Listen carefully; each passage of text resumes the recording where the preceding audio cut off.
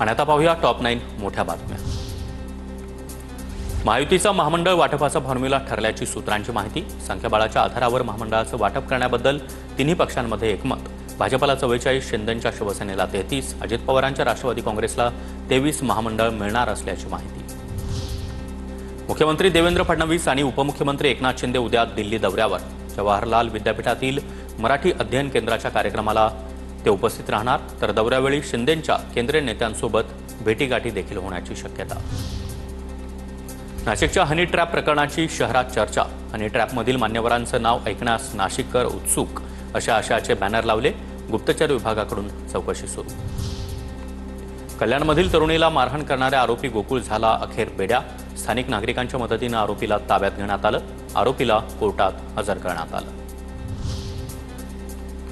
कल्याणमधील पीडित तरुणीची मनसे नेते अविनाश जाधव यांनी भेट घेतली। त्याला आम्ही धडा शिकवणार, जाधव यांचा इशारा। तर पीडित मुलीच्या उपचाराची ही जबाबदारी घेतली। जळगावच्या रामेश्वर कॉलनीमध्ये तरुणाच्या 2 गटात जुन्या वादातून दगडफेक।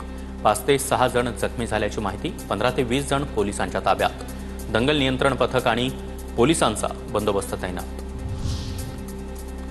परळीमधील महादेव मुंडे यांच्या हत्येचा पोस्टमार्टम रिपोर्ट समोर। महादेव मुंडेंचा गळा कापला, तोंड, मान, हातावर एकूण 16 वार। पोस्टमार्टम रिपोर्टमधून अंगावर काटा आणणारी माहिती समोर। अति रक्तस्राव झाल्यानं धक्क्यात जाऊन महादेव मुंडेंचा मृत्यू। नांदेडचे ठाकरेंच्या शिवसेनेचे माजी जिल्हाप्रमुख बंडू खेडकर आणि शहर प्रमुख गौरव कोटगिरे यांची पक्षातून हकालपट्टी।